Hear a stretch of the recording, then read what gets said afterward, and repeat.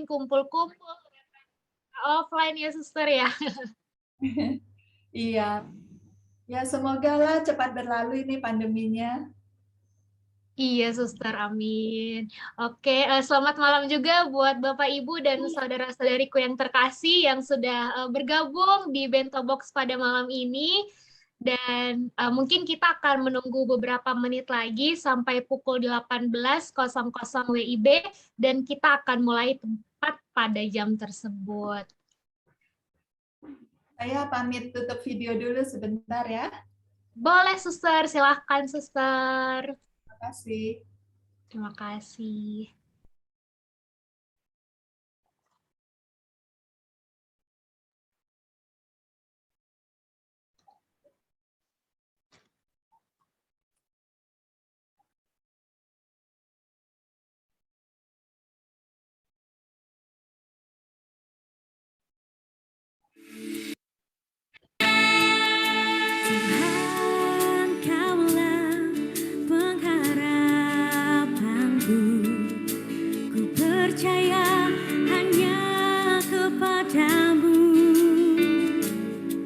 Yesus, Kaulah perlindunganku, Engkau yang selalu ku puji.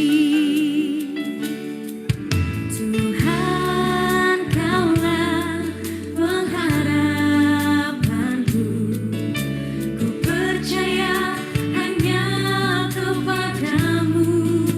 Oh, Yesus,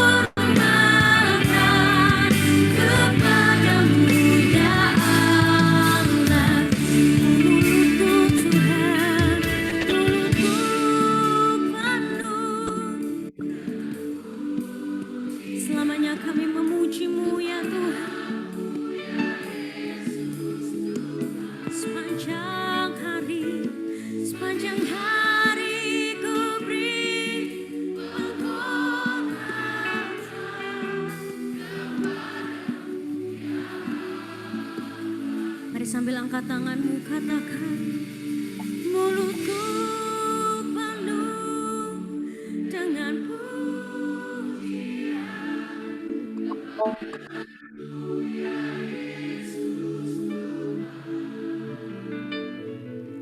sepanjang hari ku beri penghormatan. Ya Allahku,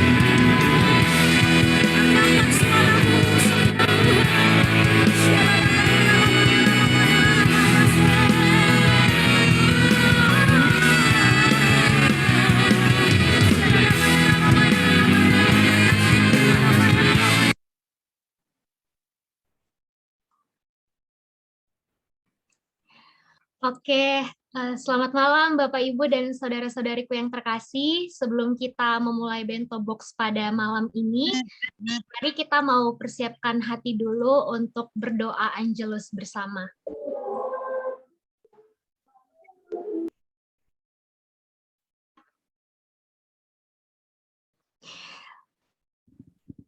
Oh maaf, tadi saya mute ya. Oke, selamat malam Bapak Ibu dan saudara-saudariku yang terkasih. Sebelum memulai Bento Box kita pada malam hari ini, mari kita persiapkan hati untuk berdoa Angelus bersama. Dalam nama Bapa dan Putra dan Roh Kudus, amin. Maria diberi kabar oleh malaikat Tuhan bahwa ia akan mengandung dari Roh Kudus.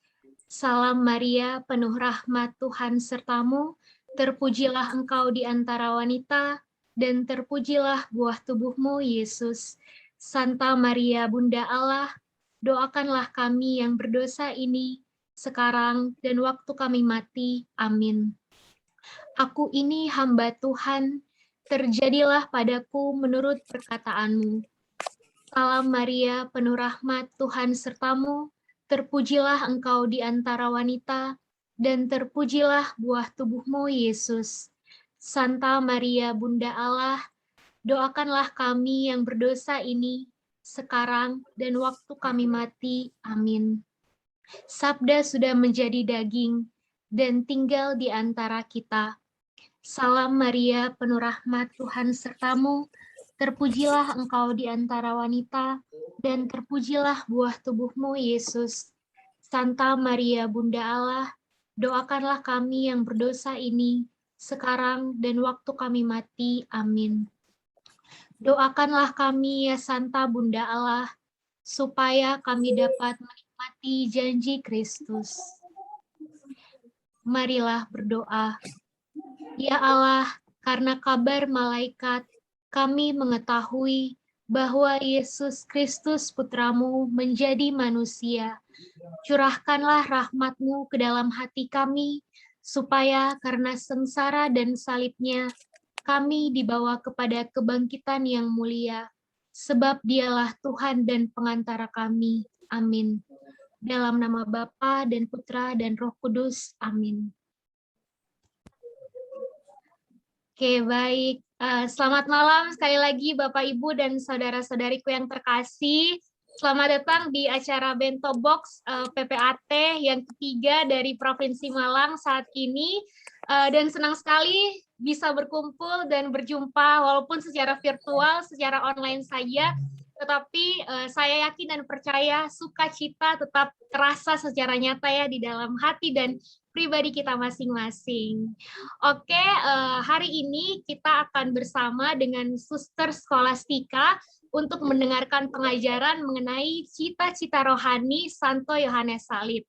Tapi sebelum itu, mari bersama kita mau memuji dan menyembah Tuhan yang akan dipimpin oleh Sel Elia. Silakan kepada tim pujian dan penyembahan.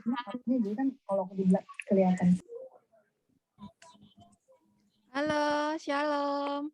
Bapak, Ibu, kawan-kawan semua, kita berjumpa lagi di Bento Box hari ini dengan tema cita-cita rohani Santo Yohanes Salib yang akan dibawakan oleh Suster Skolastika. Yuk mari kita bangkit berdiri dulu. Kita nyanyikan dengan penuh sukacita. Kita terima sukacita Tuhan.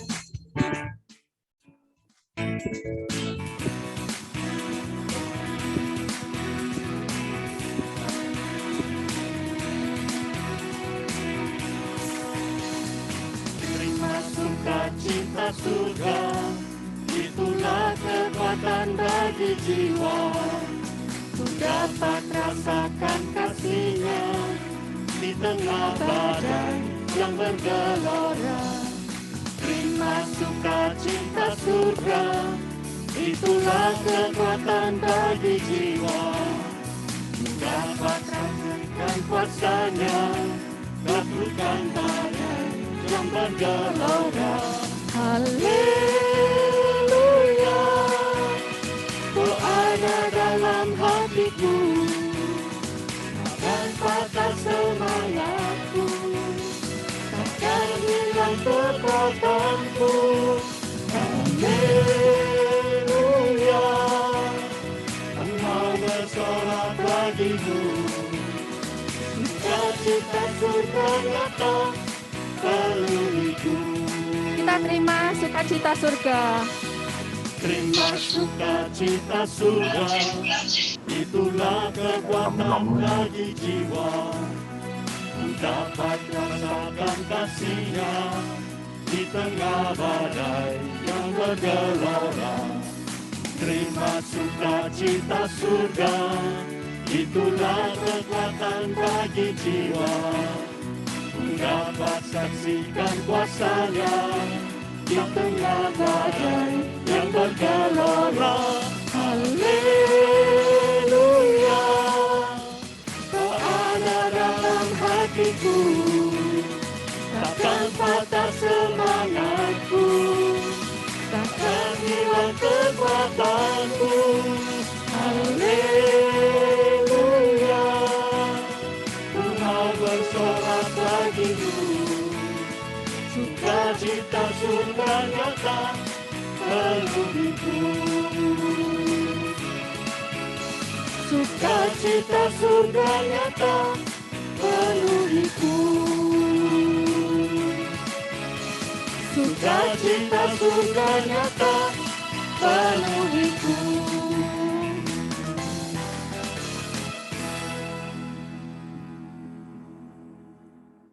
Marilah saat ini saudara-saudariku yang terkasih, kita mau memusatkan hati dan pikiran kita. Kita awali pertemuan Bento Box pada malam hari ini dengan tanda kemenangan kita di dalam nama Bapa dan Putra dan Roh Kudus. Amin. Ya Allah Roh Kudus, terima kasih atas kasih dan rahmat-Mu hingga kami semua ada di sini. Tidak ada yang kebetulan bagi-Mu ya Tuhan. Karena kasih-Mu kami dapat berkumpul di sini dalam acara Bento Box pada malam hari ini. Bukalah hati kami masing-masing ya Allah Roh Kudus. Kami undang Engkau untuk datang ke dalam diri kami masing-masing. Penuhilah hati kami ya Allah Roh Kudus, supaya kami mampu untuk semakin mencintai-Mu dan bersatu dengan Engkau. Marilah saudara-saudara terkasih, saat ini kita mau mengundang Roh Kudus masuk ke dalam hati kita masing-masing. Biarlah Roh Kudus membuka hati kita dan berkarya seluas-luasnya dalam diri kita. Kita nyatakan, penuhi hidupku.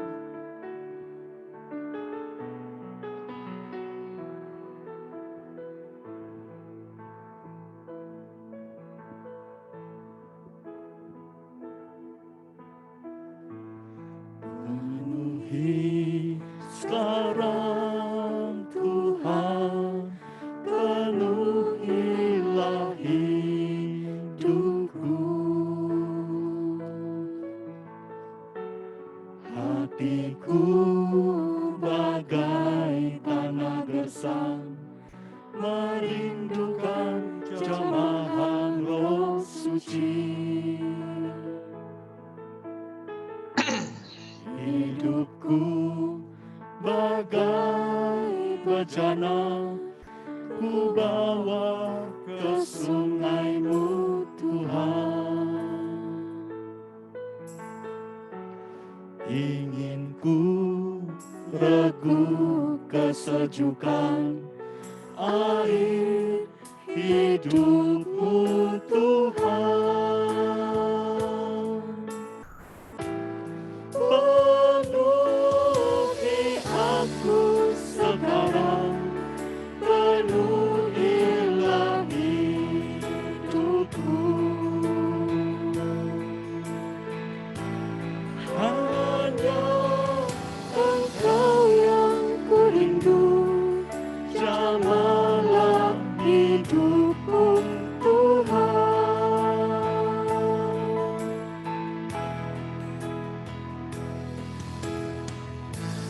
Penuhi sekarang Tuhan, penuhilah hidupku. Hatiku bagai tanah gersang, merindukan jamahan Roh Suci. Hidupku bagai bejana, ku bawa ke sungai-Mu Tuhan. Ingin ku regu kesejukan air hidup-Mu Tuhan. Penuhi aku sekarang, penuhilah hidupku. Hanya Engkau yang ku rindu, jamalah hidupku Tuhan. Penuhi aku sekarang, penuhilah hidupku. Hanya Engkau yang ku rindu, jamalah hidupku Tuhan. Hanya Engkau yang ku rindu, jamalah hidupku Tuhan. Jamalah hidupku Tuhan. Sungguh Tuhan, saat ini kami ingin memuji dan menyembah-Mu. Kami ingin meninggikan nama-Mu. Nama di atas segala nama, nama yang mulia, nama yang penuh dengan keagungan. Kami ingin menyenangkan hati-Mu Tuhan. Pada saat ini kami mau serentak memuji dan menyembah-Mu. Kami mau membuat hati-Mu senang. Kami mau masuk jauh ke dalam hadirat-Mu. Kita nyanyikan, tinggikan diri-Mu.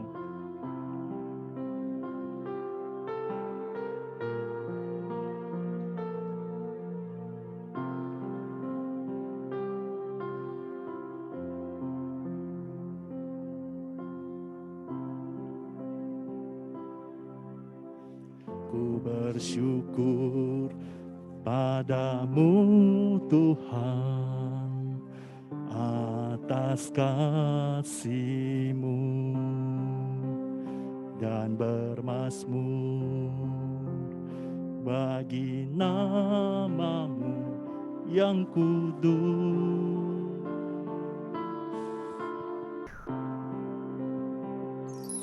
Sebab Engkau kebenaranku, padamu ku percaya. Betapa mulianya Tuhanku, ku rindu menyatakan. Tinggikan dirimu, tinggikan dirimu mengatasi langit. Kebesaran-Mu Tuhan mengatasi bumi. Tinggikan dirimu mengatasi langit. Kemuliaan-Mu Tuhan mengatasi bumi. Kita katakan bersyukur padamu Tuhan. Ku bersyukur padamu Tuhan atas kasih-Mu dan bermazmur bagi nama-Mu yang kudus.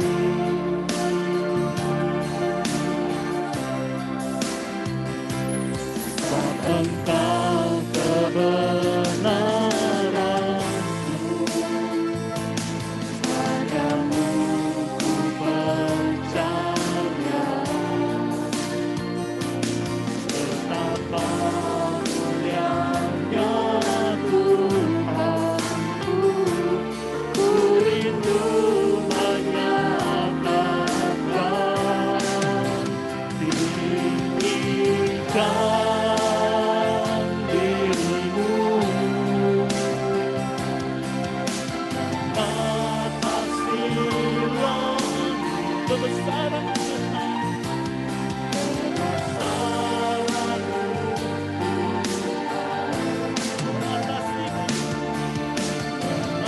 mengatasi bumi. Tinggikan dirimu,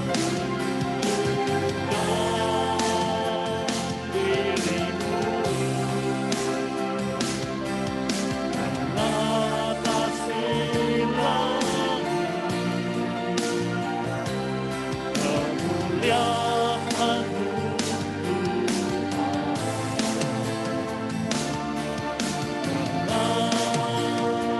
mengatasi bumi. Kita katakan tinggikan Tuhan.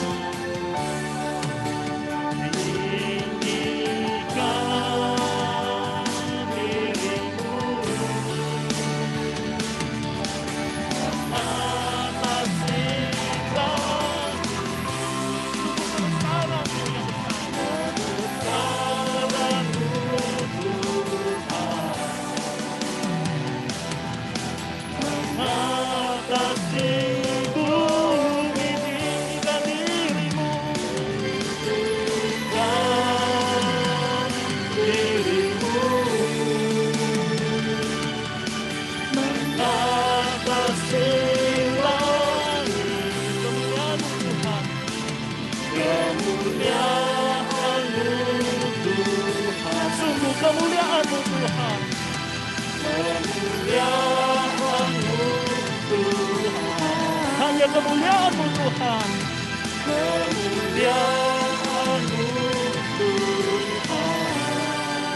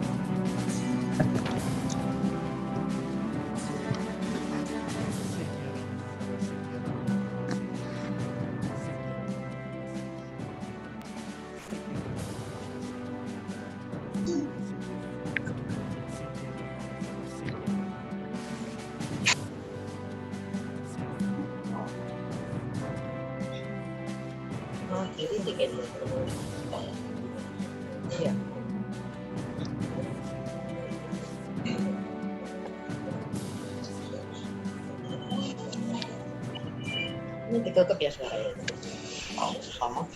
Datanglah kepadaku engkau yang berbeban berat. Aku akan memberikan kelegaan kepadamu. Aku tidak memandang segala dosa-dosamu. Aku tidak memandang segala kelemahan. Aku hanya meminta hatimu saat terbukalah di hadapanku. Dan biarkanlah aku boleh tinggal di dalam hidupmu.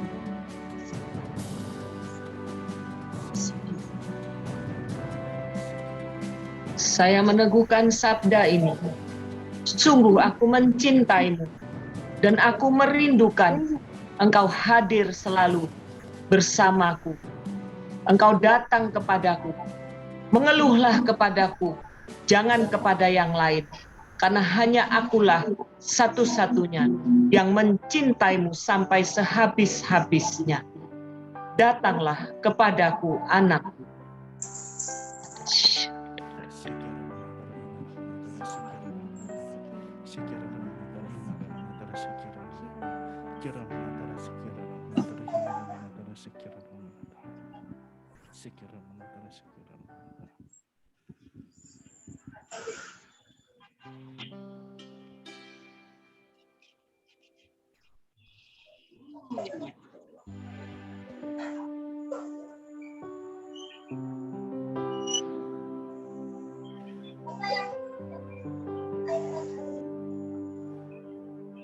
Terima kasih Tuhan.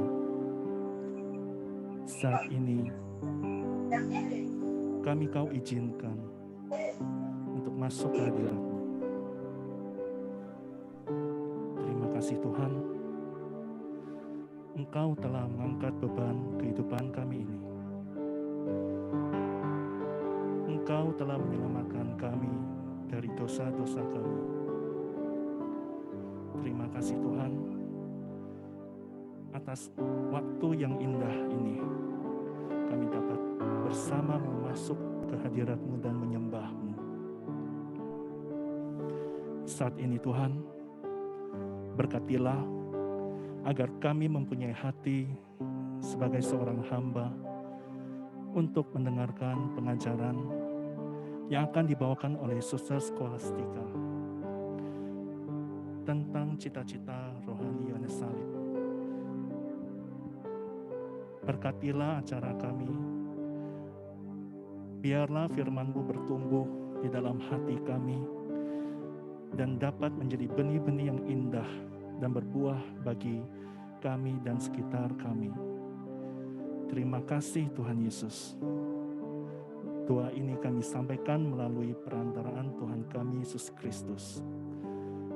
Kemuliaan kepada Bapa dan Putra dan Roh Kudus, seperti pada permulaan, sekarang, selalu, dan sepanjang segala abad. Amin.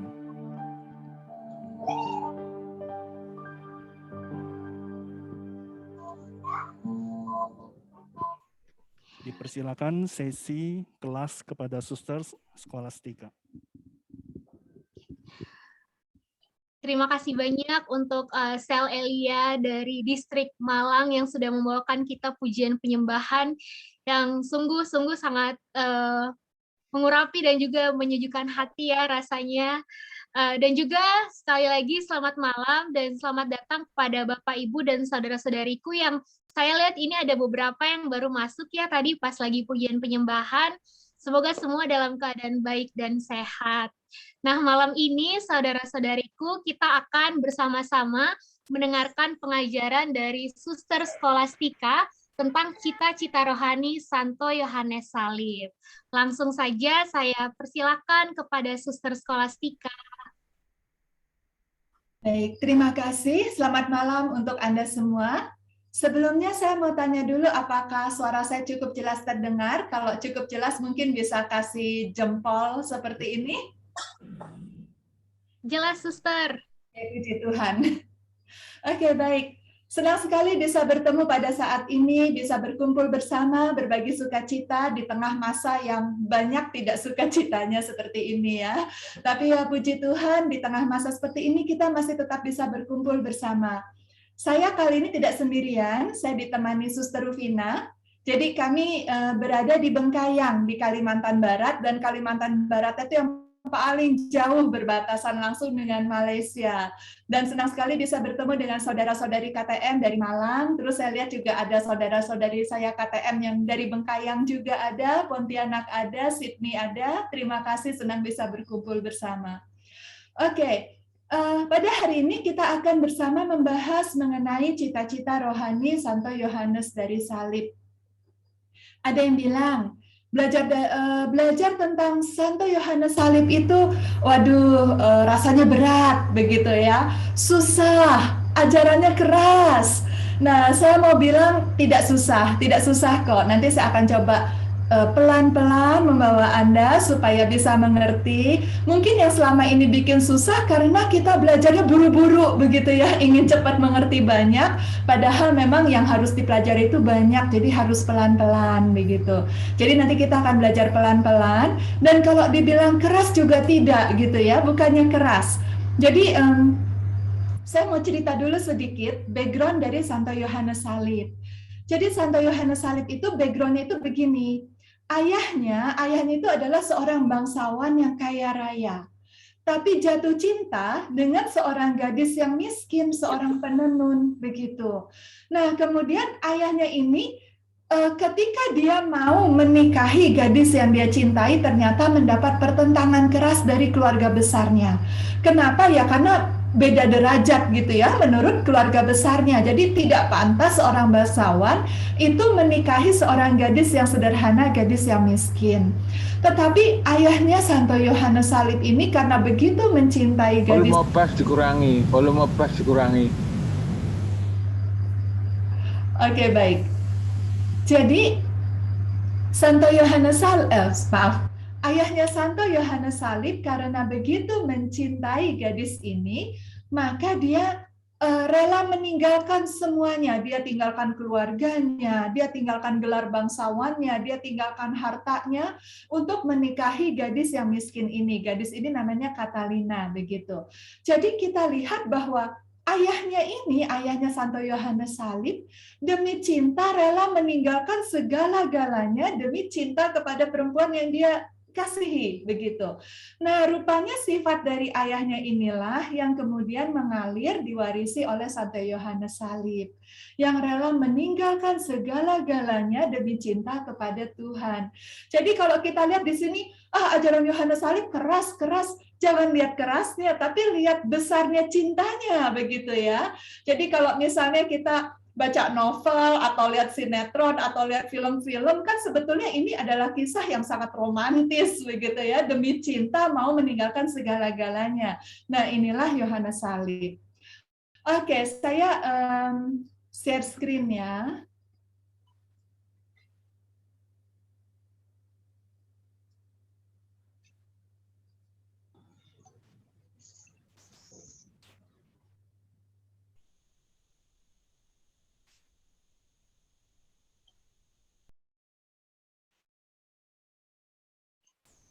Ya, ditunggu sebentar.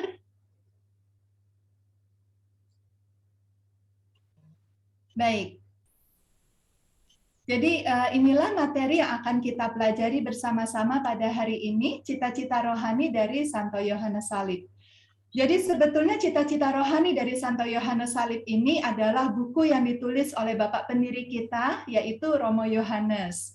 Nah, Romo Yohanes ini dengan kejeniusannya ya dan dengan spiritualitas yang mendalam, setelah membaca karya-karya dari Santo Yohanes Salib, lalu menuliskan buku ini. Dan kita bersyukur sebagai anak-anaknya, kita bisa mempelajari Santo Yohanes Salib lewat buku ini.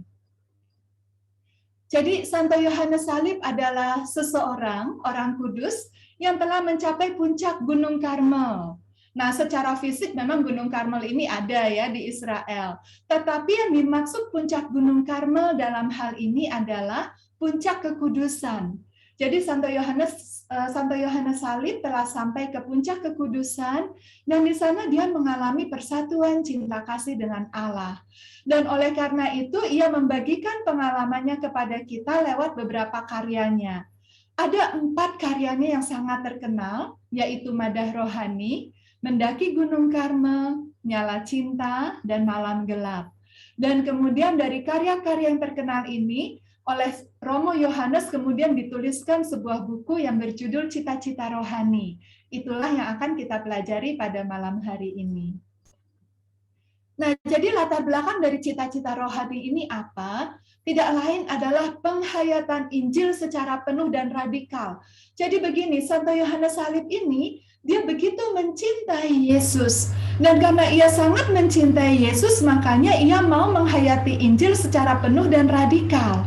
Nah, secara penuh dan radikal ini contohnya seperti apa? Misalnya, ia mengikuti Yesus yang hidup dalam kemiskinan. Maka Santo Yohanes Salib hidup dalam kemiskinan. Kemudian ia ingin mengikuti Yesus yang hidup dalam kemurnian, tidak menikah, tidak punya istri, tidak punya anak, dan jalan seperti itu pula lah yang diambil oleh Santo Yohanes dari Salib. Kemudian Yesus itu begitu taat kepada Bapa sampai mengatakan, makananku adalah melakukan kehendak Bapa. Dan inilah juga kehidupan yang dipilih oleh Santo Yohanes dari Salib. Jadi ia menghayati Injil secara penuh dan radikal, begitu lurus dan tidak kenal kompromi, begitu ya. Nah, jadi di sini jangan lihat wah keras nih, keras. Jangan lihat kerasnya, tetapi apa yang menjadi motivasi di belakangnya. Tidak lain karena ia begitu mencintai Yesus sehingga ia mati-matian ingin menjadi begitu seserupa mungkin seperti Yesus sejauh yang bisa dia lakukan di dunia ini. Dan oleh karena itu, maka yang terkenal dari Santo Yohanes Salib, ia menyebut bahwa kehidupan yang baik itu untuk bisa mencapai persatuan cinta kasih dengan Tuhan harus nada, nada, nada, yang artinya kosong, kosong, kosong. Kosong-kosong ini maksudnya apa? Mengosongkan hati dan pikiran kita dari segala sesuatu yang bukan Allah. Nah, jadi cita-cita persatuan dengan Allah ini merupakan cita-cita yang luhur, cita-cita yang tinggi, dan hanya bisa dicapai dengan pertolongan rahmat Allah. Ini adalah suatu persatuan cinta kasih yang transforman. Nah, mungkin Anda bingung ya, apa sih maksudnya persatuan cinta kasih yang transforman? Oke, ini sering kita dengar ya, bahkan ada di visi dan misi kita.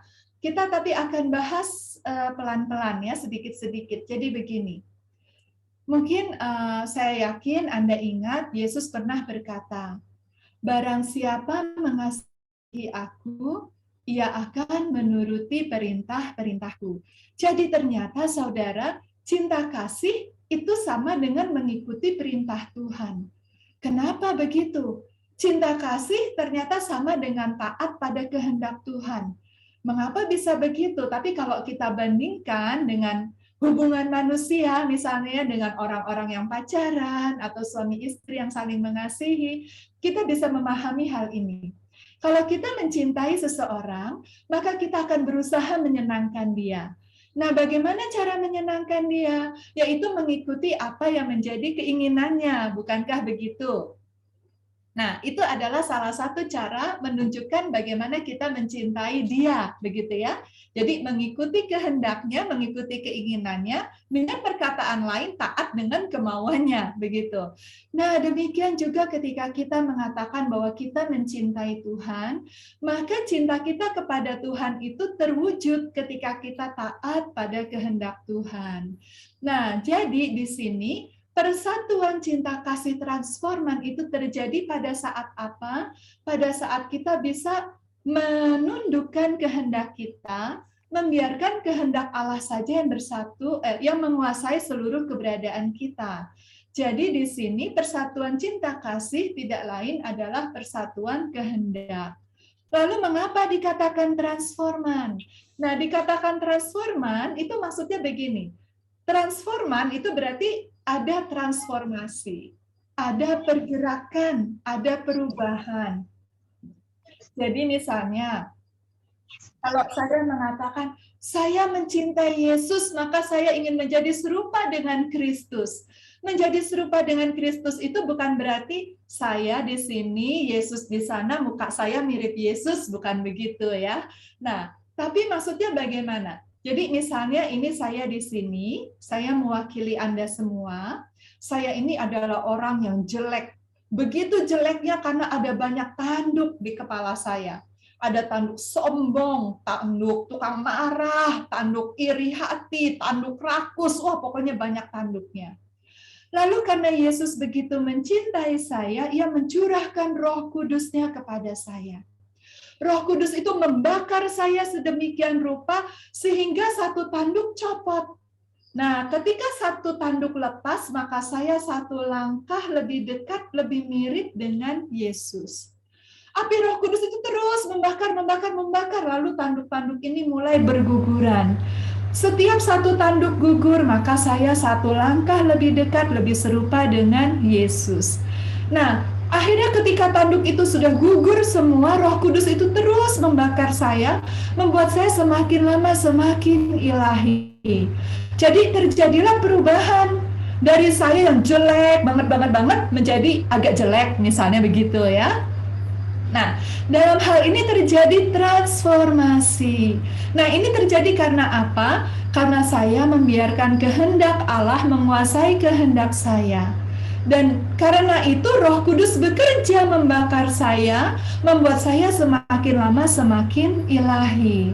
Terjadilah persatuan cinta kasih yang transforman, pada saat itulah baru bisa dikatakan kita menjadi serupa dengan Kristus. Nah, oleh karena itu dalam hidup ini kita dilahirkan dalam Roh Kudus.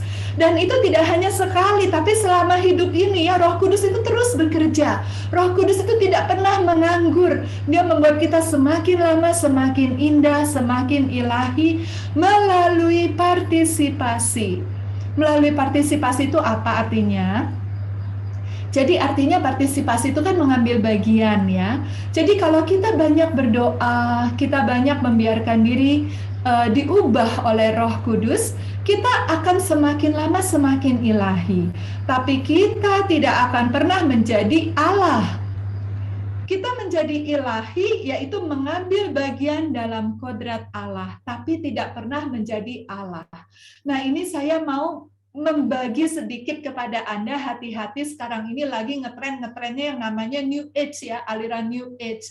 Nah, aliran New Age ini sebetulnya mengambil inspirasi dari spiritualitas Asia Timur yang kalau semedi misalnya ya, waktu itu orang-orang semedi begitu. Nah, ketika ia mencapai pencerahan, kemudian mencapai titik luminasi tertentu, maka dia sendiri menjadi Allah gitu ya. Dia sendiri menjadi Buddha misalnya, atau dia sendiri menjadi Brahma. Nah, bedanya dengan kita orang Katolik, kita tidak pernah menjadi Allah. Kita menjadi ilahi, artinya kita mengambil bagian dalam kodrat Allah. Kita menjadi anak-anak Allah. Kita menjadi pewaris kerajaan surga. Tapi kita tetap manusia. Nah, saudara-saudariku yang terkasih, dalam keadaan inilah kita dibawa kepada persatuan transforman dengan Allah. Nah, di buku itu, di buku Cita-Cita Rohani, itu Romo Yohanes sempat menulis bait kedua dari Nyala Cinta ya. Nyala Cinta tulisannya Santo Yohanes dari Salib. Di situ dituliskan begini. O luka bakar yang manis dan menyembuhkan. O luka yang nikmat. O tangan yang O sentuhan halus yang mengandung rasa hidup kekal dan menghapuskan semua hutang. Dengan membunuh, engkau menukar maut dengan hidup. Nah, saudara-saudariku yang terkasih, memang Santo Yohanes Salib itu banyak menulis puisi ya, berbait-bait. Nah, mari kita lihat apa sih maksudnya dari puisi ini. Ternyata puisi ini mengandung arti yang sangat mendalam.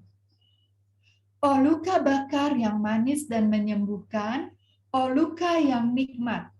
Ini tidak lain menggambarkan cerita saya tadi. Ketika Roh Kudus membakar saya sehingga tanduk-tanduk saya berguguran begitu ya. Nah, Roh Kudus membakar itu kan sebetulnya melukai.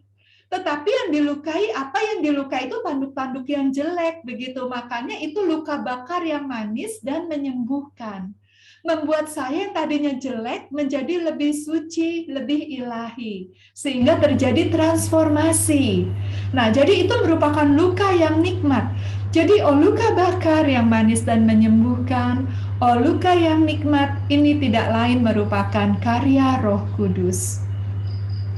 Kemudian, o tangan yang lembut. O tangan yang lembut ini sebetulnya adalah pujian Santo Yohanes Salib atas penyelenggaraan Allah Bapa. Bapa yang menciptakan kita, Bapa yang memelihara kita dari waktu ke waktu, Bapa yang dengan segala kebapaannya melindungi dan memelihara kita di bawah kepak sayapnya. Jadi ini dipuji, o tangan yang lembut ya. Tangan menunjukkan tangan yang memelihara, tangan yang mencipta. Nah, kemudian o sentuhan halus yang mengandung rasa hidup kekal dan menghapuskan semua hutang. Nah, saya yakin Anda pasti bisa nebak ini pujian kepada siapa ya. Yang pertama pujian kepada Roh Kudus, yang kedua pujian kepada Allah Bapa, dan yang ketiga tentu saja pujian kepada Allah Putra. Karena sebagaimana dikatakan Yohanes pasal 3 ayat 16 bahwa barang siapa yang percaya kepada Sang Putra maka dia tidak akan binasa melainkan memperoleh hidup yang kekal. Karena memang demikianlah, bukankah kita ini yang berdosa, kita yang punya hutang besar, kita ditebus oleh Yesus sehingga kita berhak untuk masuk surga, sehingga kita bisa mengalami kehidupan yang kekal. Jadi Yesus menghapuskan semua hutang-hutang dosa kita. Nah, jadi ini adalah suatu pujian kepada Allah Tritunggal yang Maha Kudus dan dirangkum di bawah dengan satu kalimat. Dengan membunuh engkau menukar maut dengan hidup. Jadi artinya dengan membunuh, artinya dengan membakar saya yang tanduk-tanduk jelek ini, saya yang berdosa, itu dibunuh dan ditukar dengan hidup, begitu. Dan dalam hal ini juga menggambarkan bagaimana Yesus Kristus yang mati bagi kita semua agar kita hidup.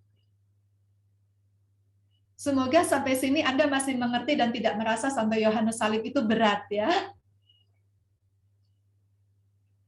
Oke, ini penjelasan saya tadi, kita langsung lewat saja.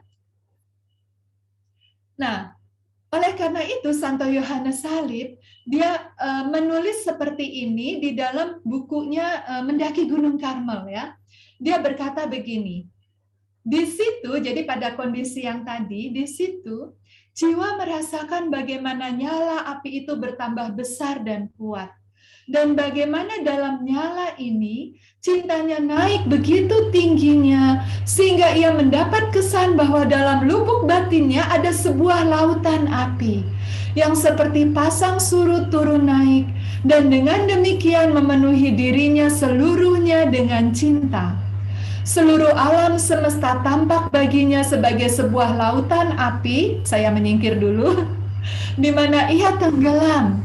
Ia tidak melihat tepinya lagi dan juga tidak tampak lagi cakrawala, di mana cintanya berhenti. Dalam dirinya ia mengalami seperti yang telah kita lihat, pusat cinta yang hidup ini. Nah, mungkin bagi orang-orang tertentu mungkin kalau baca ini, apa sih nih, nggak ngerti, bahasanya terlalu tinggi, atau ada lagi yang bilang, apa sih ini puitis banget, nggak jelas. Oke, kita lihat pelan-pelan ya. Jadi sebetulnya apa yang mau digambarkan oleh Yohanes Salib? Jadi ketika jiwa begitu mengalami cinta kasih Allah, maka ia seolah-olah tuh seperti tenggelam di dalam lautan api. Jadi dia tuh seolah-olah tenggelam dalam lautan api dan tidak bisa lagi melihat batasnya di mana, begitu ya. Semuanya yang dilihat api. Tapi api ini adalah api Roh Kudus, api yang begitu membahagiakan. Dengan perkataan lain, ia tidak bisa melihat apa-apa lagi selain cinta kasih Allah. Dan dikatakan orang yang seperti itu tidak tahu apa-apa kecuali cinta. Maksudnya bagaimana? Ia tidak tahu apa-apa lagi kecuali cinta. Ia tidak bisa lagi merasa benci sama orang lain. Ia tidak tahu lagi bagaimana membenci. Ia hanya tahu mencintai. Ia tidak tahu lagi iri hati sama orang lain. Dia hanya tahu mencintai. Dan ini sebetulnya menjadi dasar Yohanes Salib mengapa dia menjalani seolah-olah hidup yang begitu keras. Karena dia sudah tidak tertarik lagi pada semua hal-hal yang duniawi itu. Yang ada di hatinya, yang ada di matanya itu hanya cinta yang berkobar-kobar kepada Tuhan, begitu ya. Jadi dia tidak tahu lagi dengan enaknya cari duit, begitu misalnya. Dia tidak tahu lagi dengan enaknya punya gaji besar, punya kedudukan tinggi, punya mobil banyak, tuh dia nggak tahu lagi, gitu ya. Jadi yang dia lihat itu hanya cinta, begitu, lautan api yang tak bertepi. Nah, itulah yang dialami oleh Santo Yohanes Salib. Jadi sekarang Anda semakin mengerti ya, ajarannya Yohanes Salib itu bukannya keras gitu ya, justru sebaliknya, begitu penuh cinta kasih, begitu. Nah, lalu sekarang Santo Yohanes Salib mau mengajarkan kepada kita, bagaimana sekarang caranya supaya kita bisa sampai ke puncak Gunung Karmel, sampai kepada kekudusan. Ternyata jalannya hanya satu, yaitu kekosongan atau kelepasan. Mengapa? Karena semakin orang mengejar sesuatu, semakin ia tidak memperoleh apa-apa. Artinya, saya kasih contoh, semakin orang kejar uang, kita tahu bahwa uang adalah hamba dari segala dosa, maka semakin ia jauh dari Tuhan, semakin ia tidak dapat apa-apa. Jadi apa kita tidak boleh cari uang? Boleh, bahkan harus. Cari uang itu sebagai ungkapan syukur dan tanggung jawab bahwa Tuhan memberi kita kehidupan. Tapi jangan jadikan uang sebagai tujuan hidup kita, begitu. Nah, jadi di sini ada satu kalimat yang terkenal dari Santo Yohanes Salib, karena aku tidak menginginkannya, aku memiliki semuanya tanpa keinginan. Maksudnya bagaimana? Mari kita lihat. Ini adalah gambar sederhana dari mendaki Gunung Karmel. Jadi Santo Yohanes Salib itu berkata begini, untuk sampai ke puncak Gunung Karmel atau puncak kekudusan, hanya ada satu jalan yang lurus ini, jalan yang menuju Tuhan. Kalau kita mencari Tuhan lewat barang-barang duniawi, kita tidak akan pernah sampai kepada Tuhan. Kita cari uang, terus yang kita ketemui ya uang, kalau ketemu. Atau kita cari jabatan, terus yang kita temui ya jabatan, bukan Tuhan. Itu juga kalau ketemu. Kalau nggak ketemu yang terjadi apa? Stres, begitu kan? Habis stres, stroke. Habis stroke, stop, begitu. Tidak sampai ke Tuhan ya. Nah, jangan lupa ternyata hal-hal surgawi yang berkesan rohani itu juga bisa menjauhkan kita dari Tuhan. Jadi misalnya kita kejar retret terus, tapi betul-betul retretnya yang dikejar, bukan Tuhan dalam retret, begitu ya. Jadi seolah-olah tuh kita koleksi retret. Wah, kalau ketemu sama teman-teman kita banding-bandingin, kamu udah berapa kali retret? Saya 1000 kali misalnya, kamu berapa kali, begitu. Atau sudah berapa kali pelayanan? Wah, kamu pelayanan udah sampai mana saja? Saya sudah terbang kemana-mana, misalnya begitu. Kesannya rohani, tapi itu tidak membawa kita pada Tuhan. Jangan lupa Yesus pernah bilang ya, ke orang-orang yang katanya rajin pelayanan, Yesus bilang, engkau berseru Tuhan, Tuhan, tapi engkau tidak mengenal aku, begitu. Jadi jalan untuk sampai kepada Tuhan hanyalah jalan kelepasan ini. Nah, apa yang dimaksud dengan tadi jalan yang ke kiri dan jalan yang ke kanan? Nah, itu adalah jalan ketika kita jatuh dalam kelekatan. Apa itu kelekatan? Kelekatan itu adalah segala sesuatu yang mengisi hati dan pikiran kita lebih dari Allah. Jadi sekarang kita pikir-pikir ya, kalau misalnya kita lebih sering ingat ayam goreng daripada Tuhan, nah berarti kita kelekatan sama ayam goreng gitu. Nah, kelekatan ini bisa kelekatan duniawi, bisa kelekatan surgawi atau rohani. Kelekatan duniawi ini juga macam-macam. Bisa lekat dengan diri sendiri. Dan terhadap diri sendiri ini bisa terhadap kelebihan itu terhadap kita. Nah, terhadap kelebihan kita, misalnya kita narcis gitu ya, selalu berpikir-pikir tentang dirinya sendiri, oh saya pintar, oh saya cakap, lalu mengenang-enang keberhasilan, mengenang-enang kesuksesan, begitu. Atau terhadap kekurangan, ya berputar-putar dengan diri sendiri ya, berputar-putar dengan kegagalannya, atau kenapa ya kok saya bernasib seperti ini, begitu, terus berpusat kepada diri sendiri. Nah, itu lekat terhadap diri sendiri. Bisa juga lekat terhadap orang lain. Nah, bisa karena terlalu sayang, jadi kalau nggak ada orang itu kita nggak semangat ikut pertemuan sel, misalnya begitu. Tapi bisa juga benci, begitu ya. Benci itu juga lekat loh. Baru bangun udah mikir tentang orang yang kita benci dan mendoakan keburukan buat dia, misalnya begitu.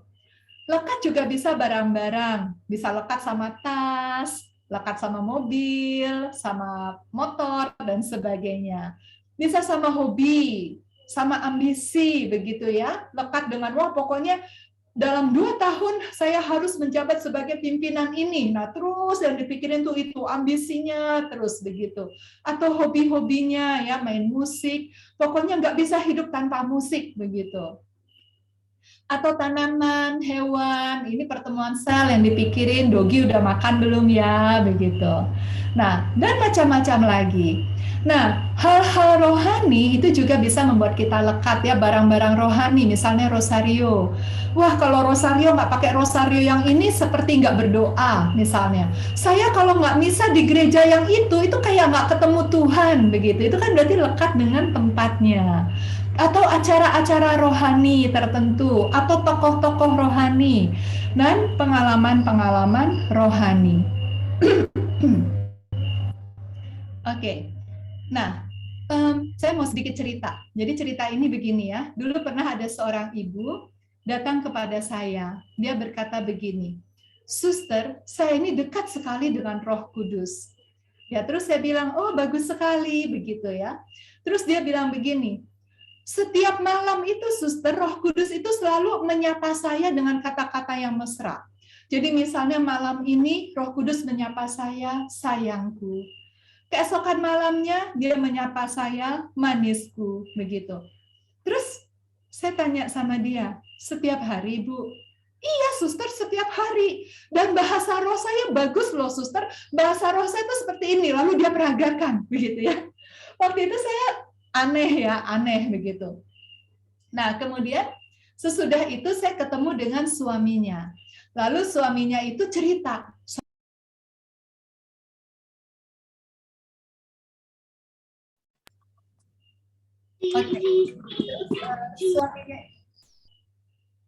suaminya itu bilang ke saya begini, "Suster, tolong istri saya."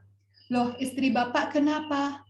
"Nggak tahu ya, Suster, istri saya kok tambah lama tambah aneh." "Anehnya bagaimana?" Lalu suaminya cerita, pernah suatu hari mereka makan berdua di restoran. Nah, terus waktu makan di restoran, istrinya tuh bilang begini ke suaminya, "Pak, jangan cepat-cepat pulang ya. Ada pesan dari Roh Kudus yang harus saya sampaikan pada seseorang." Lalu suaminya bilang, "Oh ya udah, oke, gitu kan." Nah, tapi ditunggu-tunggu tidak ada orang yang datang. Sampai akhirnya sudah malam sekali, restoran sudah mau tutup, tidak ada orang yang datang ke meja mereka. Terus akhirnya pemilik restoran ini minta maaf. "Maaf Bu, Pak, harus pulang karena kami harus tutup, ini sudah malam sekali." "Oh ya sudah, baiklah," begitu. Akhirnya mereka berdua pulang. Nah, ketika mereka berdua pulang, waktu di mobil, tahu-tahu istrinya ngomong begini, "Kak, ternyata orang yang harus Mama sampaikan pesan itu adalah Papa," begitu. Nah, suaminya ini orang yang sabar sekali ya, lalu sambil nyetir suaminya tanya, "Oh gitu, lalu apa pesannya?" Terus kata istrinya, "Roh Kudus berpesan, mulai sekarang Papa harus mengikuti semua kata-kata Mama, karena semua kata-kata Mama berasal dari Roh Kudus," begitu.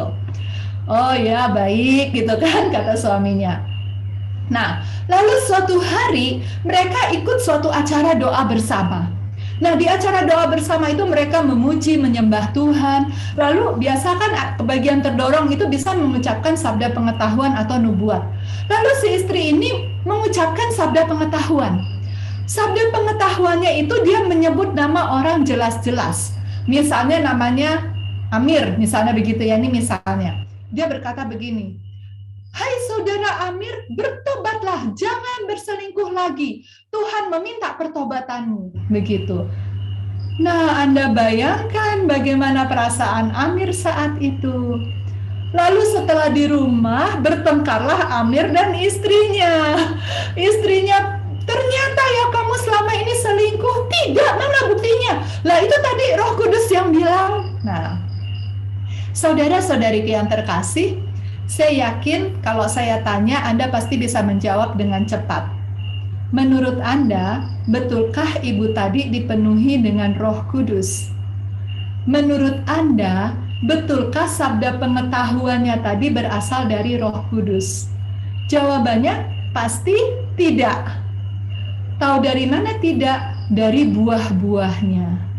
Buah-buahnya membawa kegelisahan, membawa perpecahan dalam rumah tangga. Dan sesudah itu, saya sambung ceritanya sedikit. Ibu itu kan saya doakan, saya ajak ke kapel, lalu saya bisikan di telinganya, "Ibu, silahkan memandang ke tabernakel."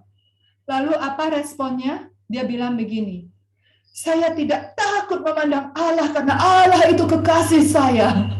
Ngomongnya dengan penuh emosional dan dengan penuh kesombongan. Dalam hati saya, iya kekasih boleh sih, tapi nggak usah sombong-sombong gitu amat ya. Nah, jadi saudara-saudariku, kita lihat di sini, jelas bukan dari Roh Kudus. Tapi kita perlu berpikir kritis kan? Apakah ibu ini rajin berdoa? Rajin. Dia bilang tiap malam Roh Kudus menyapa dia, berarti tidak ada satu malam pun terlewat tanpa dia berdoa. Tapi kenapa? Kok dia jadi seperti itu? Bukan dipenuhi oleh Roh Kudus, tapi dipenuhi oleh yang lain-lain. Nah, saudara-saudariku yang terkasih, di sini kita lihat bahwa ternyata terjadi kelekatan. Kelekatan dalam hal apa di sini? Dalam hal pengalaman rohani.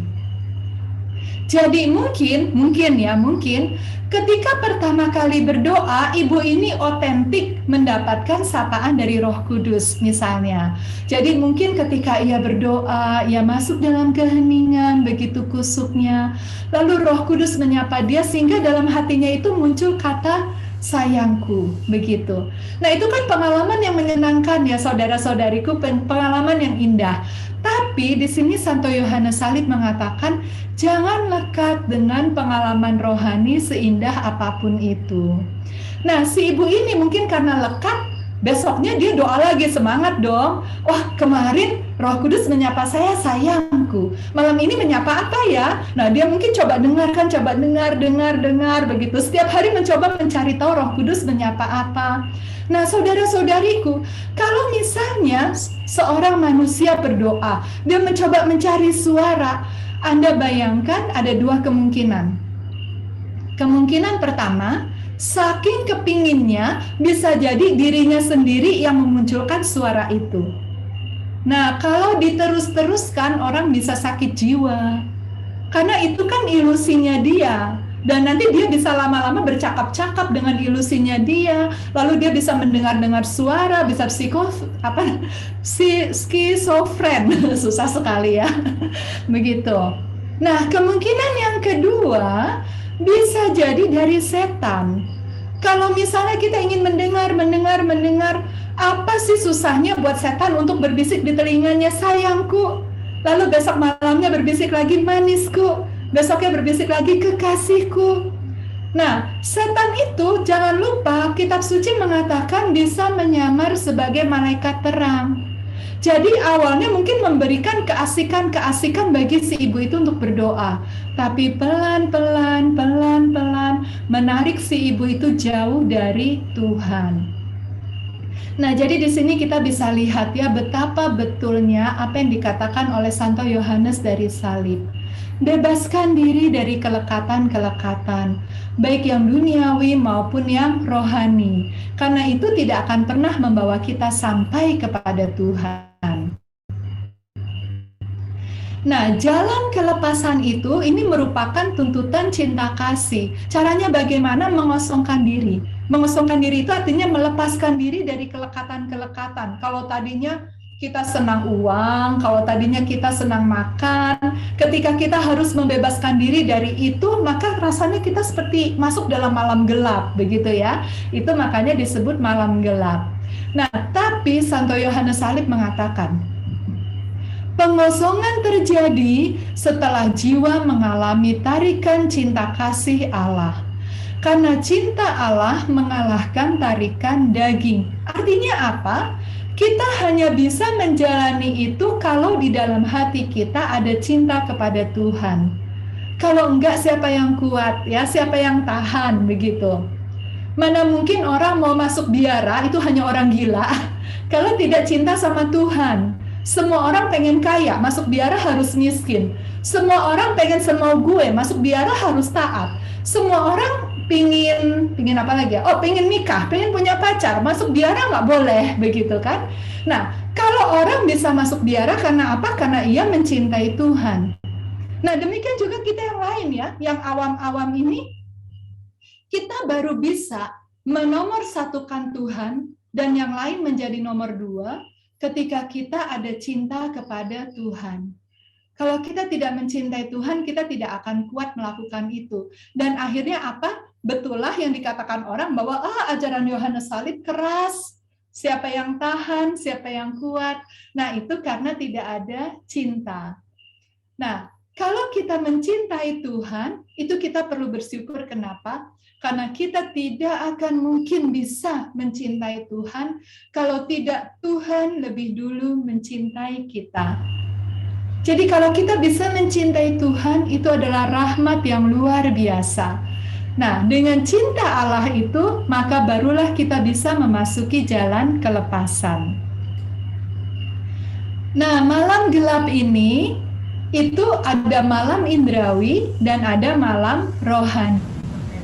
Ada malam gelap aktif dan ada malam gelap aktif. Oke. Nah, apa yang dimaksud dengan malam gelap aktif? Yaitu ketika orang dengan inisiatif sendiri, dengan usahanya, ia berusaha untuk masuk ke malam gelap. Jadi misalnya tadi saya cerita ya, misalnya tadinya buat kita ayam goreng adalah segalanya. Kalau kita doa yang kepikir ayam goreng, begitu kan. Nah, tapi ketika kita mau melepaskan diri dari itu, kita berusaha. Kita berusaha ketika ayam goreng lewat. Ayam goreng tidak penting. Ayam goreng nggak enak, gitu kan. Nah, itu artinya kita berusaha. Itu pada saat itu kita memasuki malam gelap aktif. Tapi akan ada suatu masa ketika pada saat itu lebih banyak Roh Kudus yang bekerja di dalam diri kita, bukan kita lagi. Pada saat itulah kita dikatakan memasuki malam gelap pasif. Nah, malam gelap ini, saudara-saudariku yang terkasih, itu sebetulnya hanya satu malam saja, yaitu saat senja hari, saat tengah malam, saat menjelang fajar. Nah, maksudnya bagaimana? Malam gelap, waktu senja itu adalah saat kita berusaha melepaskan diri dari segala kelekatan-kelekatan. Nah, itu oleh Santo Yohanes Salib kehitungnya itu masih termasuk senja. Senja itu artinya sudah gelap, tapi masih remang-remang ya, belum gelap sekali. Jadi artinya apa? Ketika kita berusaha menomorsatukan Tuhan. Yang bukan Tuhan adalah nomor 2. Entah itu karir, entah itu uang, entah itu makanan, itu semua nomor 2. Itu kita berusaha. Nah, saat itu kita memasuki senja hari. Nah, kalau kita setia pada saat itu, Tuhan pelan-pelan akan menuntun kita memasuki tengah malam. Tengah malam ini malam yang lebih gelap lagi.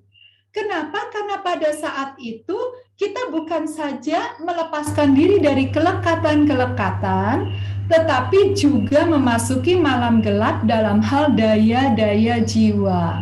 Nah, apalagi nih daya-daya jiwa? Tenang saudara-saudari, jangan bingung ya, jangan bingung.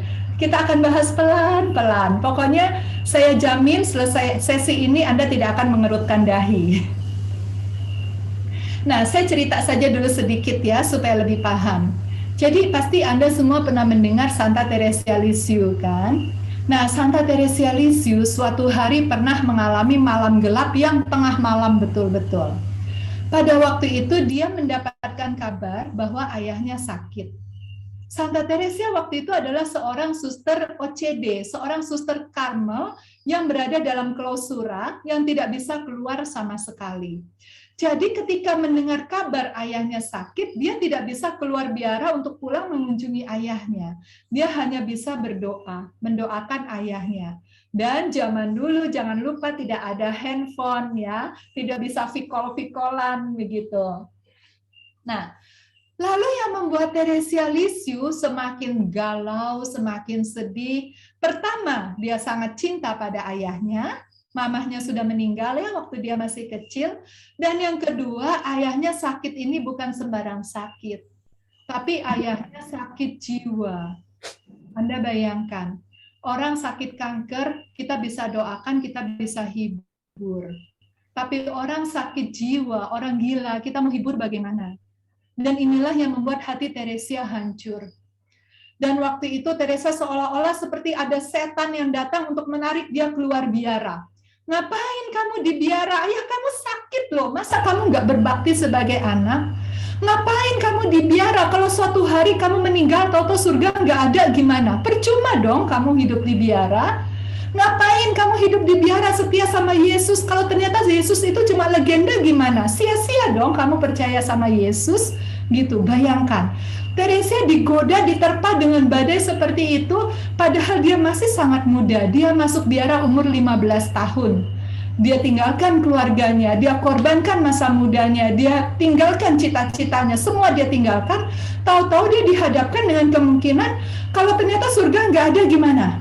Kalau tahu-tahu Yesus cuma legenda gimana? Nah, syukurnya Santa Teresia Lisieux ini orang baik ya. Kalau saya agak nakal sedikit ya. Kalau saya digoda begitu paling saya akan jawab, kalau ternyata ada gimana gitu kan. Nah, tapi Teresia Lisieux ini memang dia sangat baik.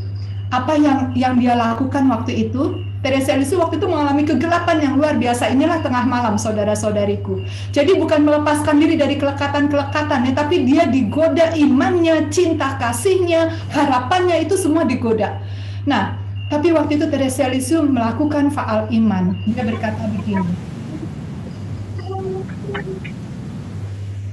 Santa Teresia berkata begini, aku percaya Tuhan Maha Kuasa, dan aku percaya Tuhan mencintai aku, dan itu cukup bagiku. Dan Teresia Lisieux berjalan terus setia dalam panggilannya hingga ia meninggal. Dia percaya Tuhan Maha Kuasa sanggup melakukan apa saja. Dan dia percaya Tuhan mencintai dia. Dan itu sudah cukup bagi dia. Dia tidak minta apa-apa lagi. Dia hanya mendoakan ayahnya. Dan pertanyaan saya, saudara-saudariku, Anda tentu tahu, apakah ayahnya sembuh didoakan Teresia? Jawabannya tidak. Apa yang terjadi dengan ayahnya? Jawabannya meninggal.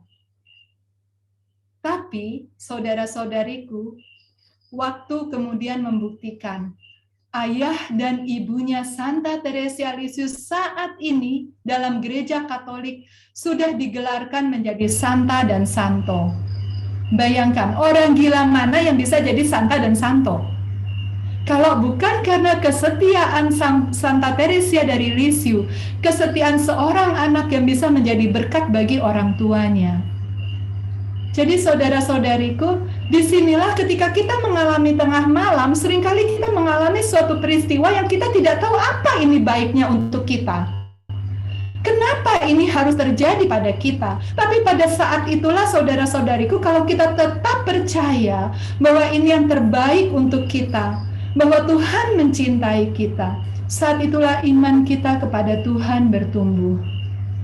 Dan pada saat itu ketika kita mengalami tengah malam yang seperti itu, kita tetap setia, maka kita akan dituntun Tuhan untuk sampai ke waktu fajar. Waktu fajar ini memang masih remang-remang, tapi kita tahu dengan kepastian yang mendalam bahwa matahari sebentar lagi terbit. Mengapa bukan siang? Karena selama kita hidup di dunia ini, kita memang belum bisa melihat Tuhan dari muka ke muka. Tetapi ketika dalam hidup di dunia ini kita sampai di tahap fajar, kita memiliki suatu kepastian yang penuh, kepastian yang pasti bahwa saya bukan hanya percaya Tuhan ada, tapi saya tahu Tuhan ada. Saya yakin, saya pasti Tuhan itu ada. Dan itu tidak bisa digoyangkan lagi. Nah, ini adalah kata-kata yang dikatakan oleh Santo Yohanes Salib, bahwa meninggalkan segala kelekatan yang berkaitan dengan panca indera, ini tidak lain masuk ke senja hari ya. Semua kelekatan manusia akan ciptaan merupakan kegelapan semata-mata dalam pandangan Allah. Terbungkus dalam afeksi-afeksi ini, orang menjadi tidak mampu untuk menerima pencerahan dan kepenuhan cahaya Allah yang murni dan tunggal. Tak ada hubungan antara cahaya dan kegelapan. Artinya apa? Kalau kita lekat, mata kita disilaukan oleh hal-hal yang duniawi, maka kita tidak bisa lagi mendapatkan terang Tuhan. Kita tidak bisa lagi melihat kemuliaan Allah, karena mata kita tertutup oleh hal-hal yang duniawi. Begitu. Oke, saya lanjutkan. Nah, ini saya baca cepat saja. Ini yang dikatakan oleh Yohanes Salib supaya kita tidak lekat ya. Keindahan makhluk dibandingkan keindahan Allah itu adalah kejelekan total. Keagungan dan keluhuran makhluk dibandingkan keagungan dan keluhuran Allah itu adalah kekotoran dan kekasaran. Kebijaksanaan makhluk dibandingkan kebijaksanaan Allah itu adalah kebodohan. Kemuliaan dan kebebasan duniawi dibandingkan kemuliaan dan kebebasan Allah itu hanyalah perbudakan, ketakutan, dan ketertawanan. Ini yang membuat Yohanes Salib sekarang kita semakin mengerti mengapa dia rela meninggalkan segala-galanya demi Tuhan, karena dia telah melihat kebenaran ini. Jadi, bagaimana pedoman praktisnya untuk bisa mendaki Gunung Karmel? Dikatakan oleh Yohanes Salib, ambil keputusan yang tetap, yang teguh untuk mengikuti Kristus. Caranya gimana? Sesuaikan hidup kita dengan hidup Kristus sesuai dengan status kita masing-masing. Kalau Anda sudah menikah, jangan tinggalkan anak istri masuk biara, jangan ya. Tapi sesuaikan hidup dengan hidup Kristus. Caranya gimana? Pelajari hidup Kristus yang begitu mencintai Tuhan, yang begitu mencintai Bapa. Pelajari hidup Kristus yang begitu mencintai orang-orang. Dan ini semua di mana kita belajarnya, tidak lain lewat kitab suci. Lalu sangkal dan kosongkan diri dari segala kepuasan indrawi. Oke. Saya lanjutkan. Nah, ini adalah kata-kata Yohanes Salib. Saya baca cepat saja. Untuk latihannya gimana sih? Latihannya cara praktisnya berusahalah, dan ini kalau Anda lihat ya, ini sebetulnya inspirasi dari ajarannya Mother Teresa dari Calcutta. Jadi Yohanes Salib berkata, berusahalah agar engkau cenderung bukan untuk yang paling mudah, tapi untuk yang paling sukar. Bukan untuk yang paling nikmat, tapi untuk yang paling hambar. Bukan untuk yang paling memuaskan, tapi yang tak menyenangkan. Bukan untuk yang memberi istirahat, tapi kerja keras. Bukan untuk yang menghibur, tapi yang menjemukan. Bukan untuk yang berharga, tetapi untuk yang rendah atau yang remeh. Bukan untuk ingin sesuatu, tapi untuk tidak ingin apa-apa. Nah, ini mungkin yang bikin orang-orang bilang, ajaran Yohanes Salib keras. Tapi saya mau cerita sedikit. Teresia Lisieux waktu itu dia memiliki pelita yang bagus. Dan Teresia Lisieux ini adalah suster yang sangat diilhami oleh ajaran Yohanes Salib ya. Dia memiliki pelita yang bagus. Nah, kemudian dia masuk ke sebuah ruangan, pelitanya ditinggal di luar. Kemudian ketika dia keluar ruangan, dia dapati ternyata pelitanya yang bagus itu tertukar oleh saudarinya, tertukar dengan yang sangat jelek. Lalu ketika dia dapat yang jelek kan dia kaget, wah tertukar. Tapi kemudian responnya apa? Dia bahagia. Dia bahagia kenapa? Dia bersyukur demi cinta kepada Tuhan, dia bisa pakai yang jelek. Nggak apa-apa saudaranya dapat yang bagus. Nah, jadi Anda lihat kalau kelihatannya kejam kata-kata ini, tapi ternyata itu dilandasi dengan cinta, ya. Oke, sekarang saya mau masuk kepada malam gelapnya, ini yang orang-orang suka bilang susah, ya. Jadi begini, malam gelap, tadi saya cerita ada senja hari, ada tengah malam. Nah, senja hari dan tengah malam, itu indrawi dan daya-daya jiwa. Nah, jadi begini, kalau misalnya kita mengatakan mencintai Tuhan dengan segenap tenaga, segenap kekuatan. Kekuatan itu apa? Apakah mencintai Tuhan sambil menggeram cinta gitu kan? Tidak, gitu ya. Nah, tapi mencintai Tuhan itu meliputi ini semua. Meliputi daya-daya indrawi kita, yaitu panca indera kita, penglihatan kita baktikan untuk Tuhan, bukan untuk melihat yang tidak-tidak. Penciuman kita, perasa, peraba, itu semua untuk Tuhan. Indera batin kita, fantasi, imajinasi, ingatan, itu semua untuk Tuhan. Lalu daya-daya jiwa, ingatan, budi kehendak, itu semua untuk Tuhan. Begitu. Nah, saya ceritakan, saya langsung masuk ke sini saja. Supaya lebih jelas ya. Nah, ini yang biasanya membuat orang bingung. Jadi Santo Yohanes Salib itu mengatakan, semuanya itu lepaskan. Jangan dilekati, begitu ya. Jangan lekat dengan apapun juga. Nah, apa yang biasa dilekati manusia, itu ada hal-hal yang kodrati, ada hal-hal yang adikodrati. Hal-hal yang kodrati itu barang-barang, misalnya begitu ya, yang bisa dikenali lewat indera-indera kita, lewat mata kita kenal uang, lewat telinga kita dengar musik, begitu. Jangan lekat, bukan tidak boleh berhubungan ya, tapi jangan lekat. Kemudian apa yang diimajinasikan, begitu, jangan lekat, begitu. Kemudian refleksi, begitu ya. Refleksi itu maksudnya gimana sih? Misalnya, saya lihat lantai ini bersih, kemudian kebetulan tadi saya lihat ada orang datang bawa kain pel, maka saya mengenali bahwa ada orang yang mengepel lantai ini, begitu ya. Itu maksudnya pengenalan kodrati berdasarkan refleksi. Nah, terhadap pengenalan kodrati baik dari indera maupun refleksi itu jangan lekat. Artinya jangan memenuhi hati dan pikiran kita lebih daripada Tuhan. Nah, demikian juga pengenalan-pengenalan adikodrati. Pengenalan-pengenalan adikodrati ini maksudnya bisa jasmani, bisa rohani. Jasmani itu, adikodrati itu apa sih maksudnya? Adikodrati itu begini. Kodrat itu kan kodrat kita manusia. Adi itu tinggi gitu, luhur. Jadi adikodrati artinya melampaui kodrat. Jadi kalau pengenalan adikodrati itu misalnya apa? Misalnya kita lihat Bunda Maria. Nah, Bunda Maria itu kan adikodrati. Atau kita melihat sinar yang terang, yang suci. Nah, itu adikodrati, begitu ya. Nah, terhadap itu semua juga Yohanes Salib bilang, jangan lekat. Nah, pengenalan adikodrati ini bisa pengenalan lewat jasmani, bisa juga lewat rohani.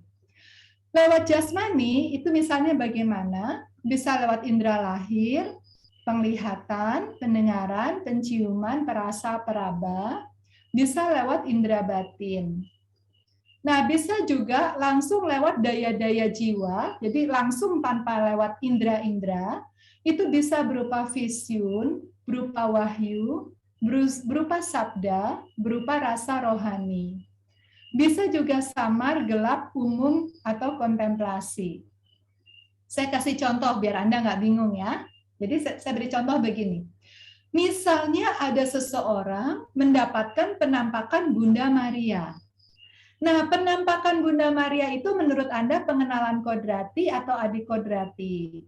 Kita lihat Bunda Maria itu adalah orang yang melampaui kodrat kita, ya kan? Jadi itu adalah pengenalan adikodrati. Sekarang pertanyaannya, jasmani atau rohani? Nah, tergantung. Kita harus tanya orangnya itu lihatnya gimana. Kalau misalnya dia lihat seperti misalnya anak-anak di Fatima, lihat langsung dengan mata kepala sendiri, itu berarti kan pengenalan adikodrati jasmani lewat indera lahir. Dia melihat lewat matanya. Tapi misalnya dia mendapatkan penampakan Bunda Maria ketika dia terpejam lalu dia membayangkan. Nah, ketika dia membayangkan, disitulah dia ketemu Bunda Maria. Maka itu pengenalan adikodrati jasmani lewat indera batin. Tapi bisa juga dia lagi doa nih, dia pejam mata, dia lagi doa, dia tidak membayangkan apa-apa, tahu-tahu muncul Bunda Maria. Begitu. Itu berarti vision namanya. Jadi pengenalan adikodrati rohani jelas dan khusus. Nah, pesannya Yohanes Salib di sini apa? Abaikan semuanya. Mau lihat mata langsung, mau lewat imajinasi, mau lewat vision, jangan lekat. Abaikan semuanya. Nah, mungkin Anda akan bertanya, loh kalau itu beneran Bunda Maria gimana? Kalau itu beneran dari Tuhan gimana? Apa nggak dosa kita abaikan? Apa nggak dosa kita cuekin Tuhan gitu kan? Nah, saudara-saudariku yang terkasih, kenapa perlu diabaikan? Pertama, bisa jadi itu dari setan. Jangan lupa setan bisa menyamar jadi malaikat terang. Ingat cerita saya tentang ibu tadi ya. Jadi kalau kita abaikan, kita selamat. Karena itu dari setan. Bisa jadi itu dari kita sendiri. Saking kepinginnya kelihatan suci, jadi ingin dapat pengalaman macam-macam, lalu muncul ilusi-ilusi, lalu akhirnya kita percaya itu dari Tuhan. Nah, kalau itu kita abaikan, maka kita selamat. Kalau tidak, kita bisa sakit jiwa. Nah, kalau itu dari Tuhan bagaimana? Kalau itu dari Tuhan, sekalipun kita mengabaikan, rahmat Tuhan yang mau diberikan kepada kita, itu tinggal tetap di dalam diri kita, sekalipun kita mengabaikannya. Jadi abaikan saja, nggak usah khawatir. Jadi saya kasih contoh ya. Nah, mungkin yang Anda masih bingung soal ini. Apa lalu bedanya vision, wahyu, sabda, rasa rohani, begitu. Kalau vision, itu kita melihat sesuatu yang adikodrati, seolah-olah melihat, begitu ya, lewat budi kita. Tapi sebetulnya mata kita tidak lihat apa-apa. Dan muncul begitu saja tanpa kita berusaha membayangkan atau berusaha menghayalkan, begitu. Muncul begitu saja, itu disebut vision. Nah, kalau wahyu itu bagaimana? Wahyu itu kita mendapatkan suatu kebenaran-kebenaran, begitu ya, baik tentang misteri-misteri Allah maupun tentang peristiwa-peristiwa atau seringkali kita sebut sebagai nubuat. Nah, itu karena kita mendapatkan wahyu. Nah, untuk ini Santo Yohanes Salib juga bilang abaikan. Karena apa? Karena Yesus adalah kepenuhan wahyu. Jadi kita sudah tidak membutuhkan wahyu apapun lagi. Kecuali kalau kita dalam pelayanan. Kalau dalam pelayanan kita terdorong untuk bernubuat, maka bernubuat. Karena nubuat itu untuk orang lain, begitu. Nah, kemudian sabda. Sabda itu bagaimana? Kalau misalnya kita mendengarkan sesuatu, begitu ya, atau bukan mendengarkan, maaf. Seolah-olah kita seperti mendengar sesuatu, tapi sebetulnya tidak mendengar apa-apa. Tapi tiba-tiba itu muncul suatu kata atau suatu kalimat atau suatu ide. Nah, itulah yang disebut dengan sabda. Dan kalau dalam pelayanan kita ungkapkan, itu disebut dengan sabda pengetahuan. Nah, kalau dalam doa pribadi, abaikan. Kalau itu sungguh-sungguh dari Tuhan, maka efek dari sabda itu akan tinggal tetap dalam diri kita. Saya ingat sekali ya, dulu ada seorang frater, dia cerita, sebelum masuk biara dia tuh bimbang, masuk enggak. Kemudian tiba-tiba dia tuh seperti muncul begitu saja kata-kata, jangan takut, ikutilah aku. Nah, Lalu tiba-tiba dia merasa damai yang luar biasa, kemudian dia masuk biara, dia putuskan masuk biara. Dan sampai saat ini dia masih setia dengan panggilannya. Nah, ini yang dimaksud dengan sabda yang otentik, begitu. Nah, kalau rasa rohani itu ketika kita berdoa, masuk dalam keheningan, kita merasakan suatu rasa yang ilahi, begitu ya, yang tidak bisa dilukiskan dengan kata-kata ataupun dijelaskan dengan kata-kata. Nah, yang seperti ini itu tidak bisa diabaikan. Karena semakin tidak jelas, itu semakin tidak bisa diabaikan. Kalau berupa vision, berupa bayangan, berupa kata-kata, abaikan mudah. Tapi kalau berupa rasa, itu tidak bisa diabaikan. Dan memang biarkan saja, begitu ya. Biasanya kalau rasa rohani, ini memang otentik dari Tuhan. Karena setan tidak bisa memberikan rasa damai. Begitu. Nah, lalu ada pengenalan adikodrati rohani yang samar, gelap, dan umum, atau disebut kontemplasi. Nah, ini yang paling penting. Semuanya abaikan, kecuali yang terakhir ini. Yang terakhir ini samar, gelap, umum, itu justru yang betul-betul otentik. Jadi begini saudara-saudariku, kalau Anda berdoa, doa Yesus, meditasi, nggak ada vision apa-apa, nggak ada dengar apa-apa, nggak apa-apa, malah bagus. Semakin kita diserap masuk dalam keheningan, semakin kita masuk dalam kontemplasi, justru disitulah Tuhan semakin dekat dengan kita. Karena pada saat itu Tuhan tidak lagi bekerja di level indera-indera kita atau bagian luar, tapi langsung bekerja dalam roh kita. Terjadi persatuan antara roh kita dengan roh Allah. Makanya kita tidak merasakan apa-apa, begitu. Tetapi justru ini yang paling bagus, ini yang paling aman. Ibu Angela, saya punya waktu berapa menit lagi ya? Saya sampai lupa lihat jam. Suster, boleh sekitar 5 menit lagi, Suster. Okay. Baik, kalau begitu ini semua yang saya jelaskan, semoga membuat Anda tidak bingung ya, tidak bingung. Tetapi saya mau bilang begini, semua penjelasan, semua teori ini boleh dilupakan. Atau bahkan lupakan saja. Yohanes Salib sendiri kok yang bilang sama apa-apa jangan lekat begitu ya. Jadi saya sudah jelaskan susah payah, Anda lupakan juga nggak apa-apa. Satu hal yang perlu Anda ingat adalah cintailah Tuhan. Apapun boleh lupakan, tapi satu yang perlu diingat, cintai Tuhan. Ketika kita mencintai Tuhan, maka Roh Kudus sendiri akan bekerja di dalam kita dan membimbing kita untuk semakin lama semakin bersatu dengan Tuhan. Dan oleh karena itu, saya sengaja mengajak Suster Rufina pada saat ini. Mengapa? Karena yang paling penting buat kita saat ini bukan belajar untuk mengerti Tuhan, tetapi belajar untuk mengalami Tuhan. Dan oleh karena itu saya mau mengajak Anda semua untuk kita masuk ke dalam doa yang akan dibimbing, ditemani bersama Suster Rufina. Silakan Suster Rufina, saya persilahkan. Saudara-saudariku yang terkasih, kita sudah mendengarkan pada malam hari ini pengajaran yang begitu indah. Dan saya yakin pengajaran itu bukan suatu kebetulan, tapi memang Tuhan sudah rindu. Dia rindu sekali supaya kita mencari Dia. Tuhan rindu supaya kita meluangkan waktu untuk Dia. Dan Tuhan rindu agar kita sungguh-sungguh menjadikan Dia segala-galanya. Meskipun ini adalah virtual, tapi ingat Tuhan melewati batas. Dia tidak dibatasi oleh ruang, tempat, dan waktu. Dia hadir pada saat ini. Karena itu mari saudara-saudariku yang terkasih, kita tenangkan hati kita sejenak. Kita sungguh-sungguh menyadari bahwa malam ini memang Tuhan berikan kepada kita, supaya kita lebih mendekat lagi kepadanya.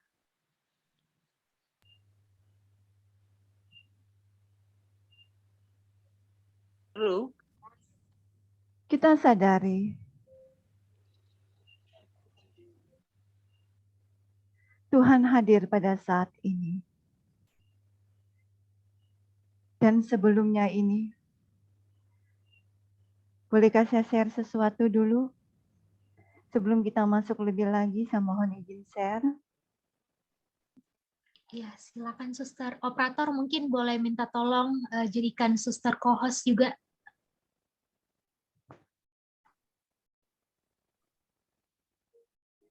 Tuhan hadir pada saat ini, saudara-saudariku yang terkasih.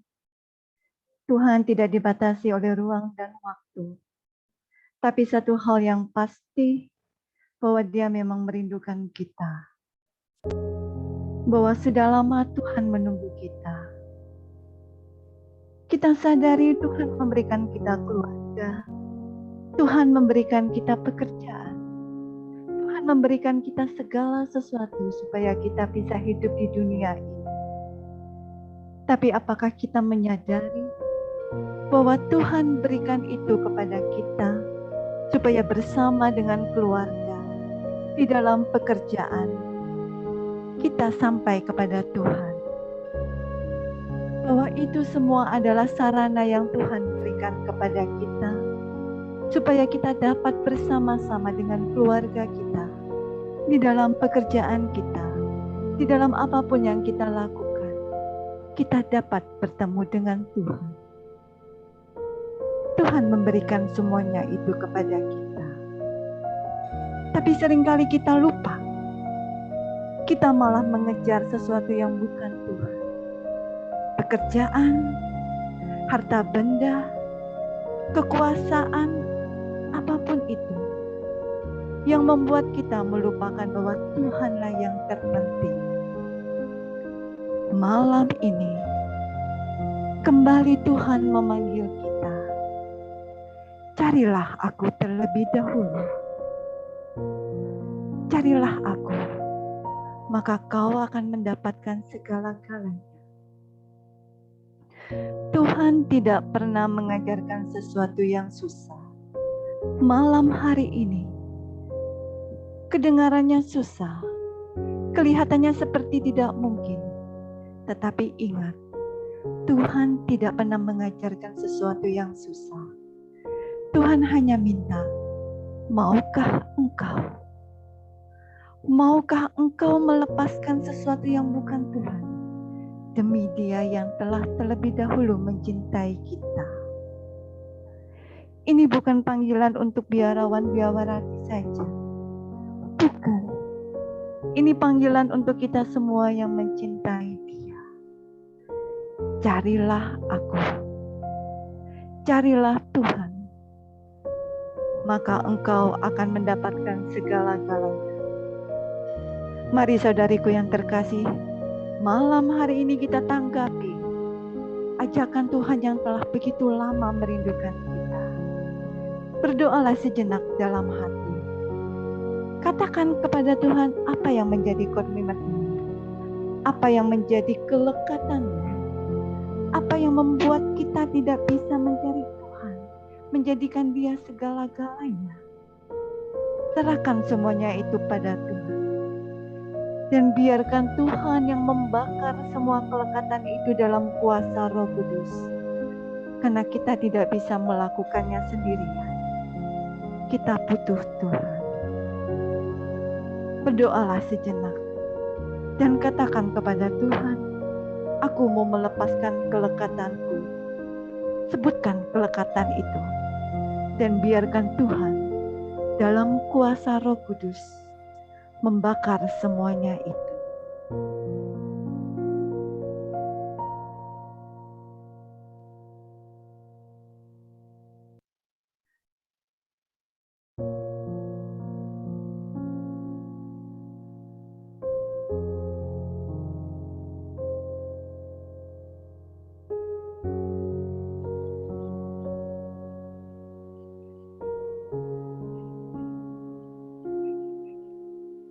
Tuhan Yesus Kristus, kami bersyukur kepadamu bahwa Engkau yang telah terlebih dahulu mencintai kami. Engkau yang telah terlebih dahulu memanggil kami untuk mengenal Engkau. Engkau memberikan keluarga kepada kami. Engkau memberikan kekayaan, pekerjaan, harta benda, kesehatan. Semuanya itu untuk membuat kami semakin dekat kepadamu. Dan menyadari bahwa kami tidak bisa hidup tanpa Engkau. Tetapi ya Tuhan, karena kelemahan kami, seringkali kami melupakan Engkau. Kami sibuk dengan segala sesuatu yang bukan Engkau. Tapi malam hari ini, dalam pengajaran, melalui Santo Yohanes Salib, Engkau menyapa kami. Lepaskan semua yang bukan Tuhan. Lepaskan semuanya itu. Karena ketika Engkau melepaskan itu, maka Engkau akan mendapatkan segala-galanya. Kami bersyukur ya Tuhan, karena kami boleh mendengar ajakan pada malam hari ini. Bantulah kami dengan kuasa Roh Kudus, supaya kami dapat bekerja sama dengan Roh Kudus, melepaskan segala sesuatu yang bukan Engkau, dan menjadikan Engkau segala-galanya. Karena untuk itulah kami diciptakan, serupa segambar dengan Engkau, supaya kami mencintai dan dicintai oleh Engkau. Terima kasih ya Tuhan, terima kasih. Biarlah malam hari ini yang kami dapat akan terus-menerus kami ingat, karena kelepasan itu yang membuat kami tidak bisa datang kepadamu. Berikan kami keberanian untuk melepaskan pelekatan itu, agar kami dapat mencapai Engkau dan menemukan Engkau di dalam segala sesuatu. Terima kasih ya Tuhan. Terima kasih untuk kehadiran-Mu malam hari ini. Terima kasih untuk pengajaran yang Kau berikan. Terima kasih. Kami serahkan seluruh diri kami hanya ke dalam tangan-Mu. Kemuliaan kepada Bapa dan Putra dan Roh Kudus, seperti pada permulaan, sekarang, selalu, dan sepanjang segala abad. Amin. Terima kasih Suster Rufina. Selanjutnya saya kembalikan kepada Ibu Angela. Oke, baik. Terima kasih banyak untuk pengajarannya Suster Skolastika dan buat doanya buat kita semua, Suster Rufina. Sungguh-sungguh pengajaran dan juga doa yang saya yakin kita semua merasa dikuatkan ya Bapak Ibu dan saudara-saudari oleh pengajaran yang luar biasa dari Suster Skolastika dan juga doa dari Suster Rufina. Nah, Bapak Ibu dan saudara-saudariku yang terkasih, Suster, mohon maaf ini tadi sebenarnya kita itu masih ada sesi tanya jawab. Ini ada 3 pertanyaan aja, Suster. Apakah boleh untuk dijawab terlebih dahulu? Oke, tapi tolong diringkaskan ya. Oke, Suster. Baik, ini terima kasih buat para penanya yang sudah memberikan pertanyaannya. Ini direct message ke saya. Mungkin saya singkat aja, 3 aja ya. Pertanyaannya sudah ditutup dan saya mohon izin untuk baca sebentar. Jika Suster ini ada pertanyaan, jika saya memiliki pengalaman rohani yang indah saat perayaan Ekaristi, apakah salah jika saya selalu berharap bisa merasakan hal yang sama? Pengalaman rohani saya seperti terhubung dengan Yesus yang besar di atas tabernakel dan hati saya benar-benar terasa lega hingga rasanya ingin menangis. Terima kasih, Suster. Oh, ini bukan yang di chat ya? Oh, ini di chat, Suster, tapi ini yang di chat pribadi ke saya. Oh, oke. Sorry. Iya, Suster. Saya cari tadi. Boleh ulang lagi? Maaf. Oke. Jadi, gini, Suster. Jika saya memiliki pengalaman rohani yang indah saat perayaan Ekaristi, apakah salah jika saya selalu berharap bisa merasakan hal yang sama? Oke. Intinya. Baik, terima kasih. Mengalami pengalaman yang indah dalam Ekaristi itu adalah suatu anugerah yang luar biasa dan perlu disyukuri. Jadi kalau misalnya kita mengalami itu, kita bersyukur pada Tuhan. Tapi pesan saya, dan sebetulnya bukan pesan saya pribadi ya, tapi dari Santo Yohanes Salib sebetulnya inspirasinya, tolong pengalaman itu jangan dicari.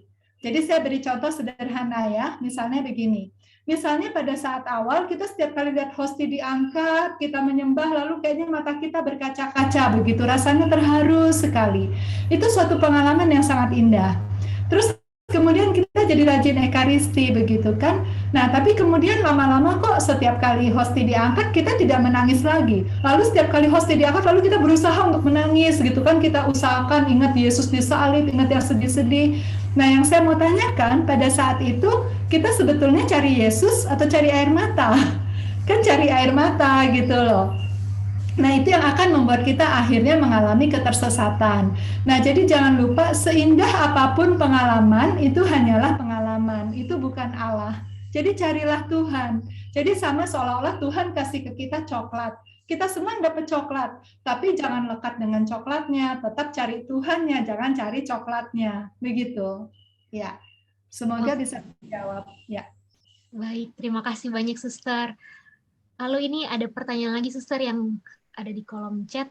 Bagaimana praktisnya bagi awam dalam menyikapi ajaran Santo Yohanes Salib ini, terutama tentang kelekatan, sementara harus menjalani hidup sehari-hari, mau nggak mau masih melekat terhadap sesuatu seperti kebutuhan akan uang, kebutuhan akan benda, makanan, dan lainnya. Terima kasih, Suster. Ya, saya mau cerita sedikit. Yesus kan berkata kepada kita, jangan kamu khawatir, burung di udara saja dipelihara Tuhan. Nah, tapi jangan lupa, burung di udara tetap harus terbang cari cacing gitu ya. Nggak ada burung-burung di udara itu cuma diam di sarang buka paruh lalu cacing datang sendiri gitu. Tetap aja harus terbang. Itu burung di udara yang katanya dipelihara Tuhan begitu. Nah, demikian juga kita tetap harus cari uang. Jadi kita kerja, kita cari uang, itu sebagai ungkapan syukur kita, Tuhan beri kita kehidupan. Dan itu sebagai tanggung jawab kita, Tuhan beri kita kehidupan. Tapi jangan lekat. Jangan lekat artinya jangan uang itu menjadi tujuan, bukan. Tapi uang itu menjadi sarana supaya kita bisa hidup, sehingga kita bisa menjalani kehidupan yang Tuhan berikan ini. Dan setiap kali kita mencari uang, kita selalu bertanya sama Tuhan, dan kalau dapat kita bersyukur pada Tuhan, begitu ya. Jadi selalu melibatkan Tuhan di dalam pencarian uang kita. Ini pencarian uang, ini contoh aja ya, dalam segala hal tentunya. Ya. Oke, baik. Terima kasih banyak, Suster. Semoga terjawab buat yang nanya ya, Suster. Ini pertanyaan terakhir. Suster, saya sering bermimpi tentang Yesus yang menghampiri saya, menjemput saya pulang, memberitahu saya surga dan neraka. Saya sering mimpi ada di gereja, misa saya duduk di sebelah Romo, saya sering mimpi misa bersama dengan Paus, diberi tempat spesial di gereja, dan lain-lain. Padahal saya tidak pernah memikirkan hal-hal yang berhubungan dengan gereja, dan tidak begitu akrab dengan gereja, Suster. Itu kenapa ya, Suster? Oke. Kalau ditanya kenapanya, memang kita tidak bisa langsung menjawab saat ini dengan pasti ya.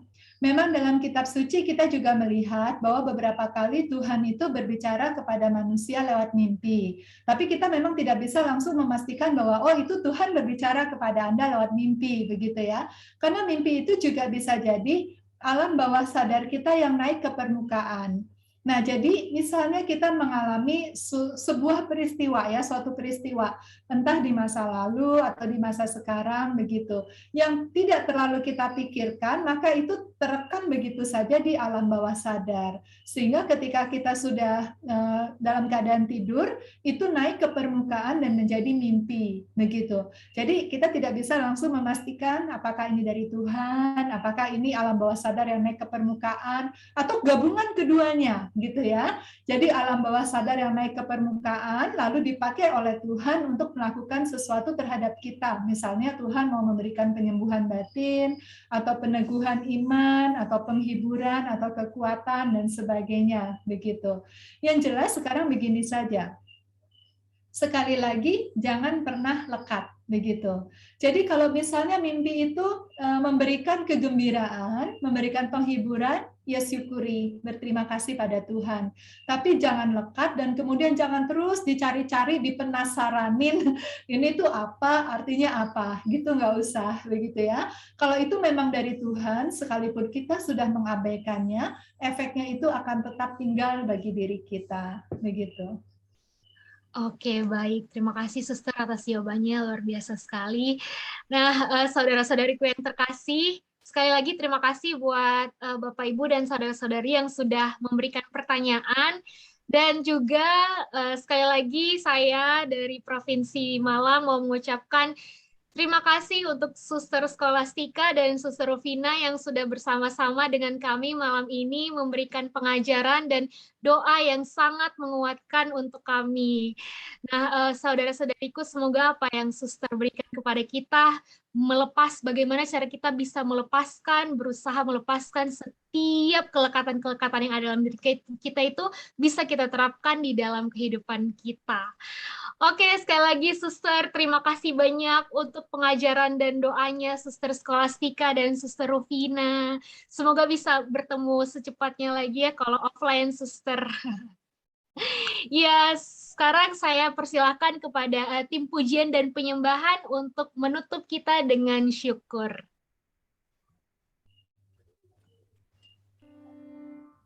Mari kami ajak saudara-saudara sekalian untuk tenangkan hati kembali.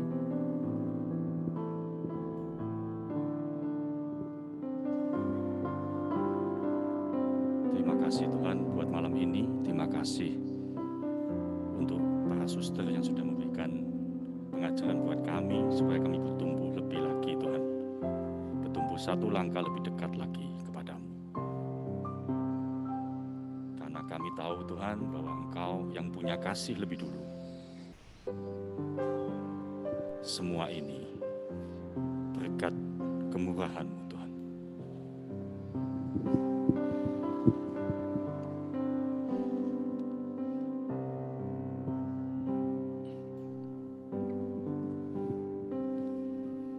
Kau hiasi kehidupanku dengan kemurahan-Mu. Kau rancangkan masa depanku penuh dengan harapan. Aku ada saat ini, semuanya karena kasih-Mu. Aku hidup hari ini, semua berkat kemurahan-Mu. Terima kasih, Yesus, Engkau sangat baik, amat baik bagiku. Aku ada saat ini, semuanya karena kasih-Mu. Aku hidup hari ini, semua berkat kemurahan-Mu. Terima kasih, Yesus, Engkau sangat baik, teramat baik bagiku. Terima kasih, Yesus. Engkau sangat baik, amat baik bagiku. Terima kasih Terima kasih Tuhan. Terima kasih untuk Tuhan. malam ini Tuhan. Terima kasih Terima Tuhan. kasih kasih. Terima kasih. Engkau yang punya kasih lebih dulu Tuhan. Kami ini, hati kami ini bejana-Mu Tuhan. Bejana yang kami bentuk, kami setting sendiri dari dalam diri kami Tuhan. Aku yang penakut membawa bejana kepadamu Tuhan dengan bejana yang sangat kecil. Aku yang penuh kelekatan membawa bejana yang besar namun berisi penuh dengan banyak hal sehingga tidak cukup Tuhan untuk kasih karunia-Mu. Aku yang tinggi hati, aku membawa bejana yang tutupnya susah untuk diisi oleh kasih karunia-Mu. Aku dan tanduk-tandukku Tuhan, kami dan tanduk-tanduk kami. Ya Tuhan, malam ini Kau telah berikan kami kesegaran yang baru. Kau telah berikan kami suatu pengertian yang baru Tuhan. Satu langkah lagi mendekat padamu. Bentuk kami Tuhan utus kami setelah itu.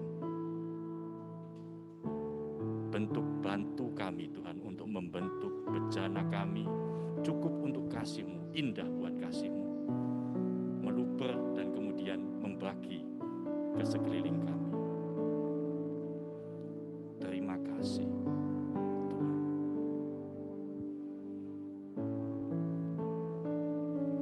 Bapa kami yang ada di surga, dimuliakanlah namamu, datanglah kerajaan-Mu, jadilah kehendak-Mu di atas bumi seperti di dalam surga.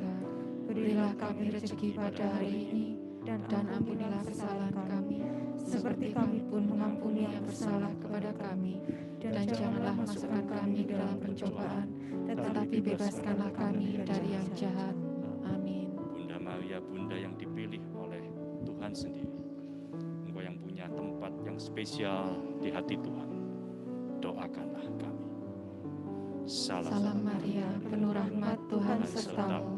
Terpujilah engkau di antara wanita, dan terpujilah buah Yesus. Santa Maria, Bunda Allah, doakanlah kami yang berdosa ini, sekarang dan waktu kami mati. Amin. Kemuliaan kepada Bapa dan Putra dan Roh Kudus, Seperti pada permulaan, sekarang selalu dan sepanjang segala abad. Amin. Santo Yohanes Salib, doakanlah kami. Doakanlah kami. Santo Santa pelindung kami, Doakanlah kami. Amin. Amin. Demi nama Bapa dan Putra dan Roh Kudus. Amin. Sampai jumpa. Terima kasih. Oke, terima kasih pujian. Terima kasih banyak Terima kasih suster semua. Terima kasih. Buat Bapak Ibu dan saudara-saudariku, boleh saya izin kita foto sebentar. Yang berkenan untuk menyalakan kameranya, silakan boleh menyalakan kameranya sebentar saja. Baik, saya tunggu. Ku ada saat ini, semuanya kan. Oke, yang sudah menyalakan kamera, terima kasih. Yang sudah ada di sini.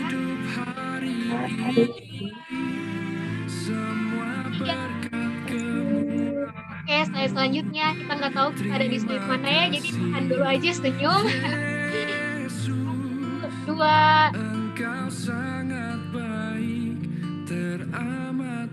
3. Oke, sekali lagi 1, 2, 3. Baiklah, terima kasih Bapak Ibu dan saudara-saudari semua. Terima kasih banyak Suster. Terima kasih. Terima kasih Suster. Terima kasih Suster, pengajarannya Sekolah bagus. Terufina. Terima kasih Juntit dan kawan-kawan. Terima kasih Angela. Terima kasih Sal Elia. Terima kasih Stephen.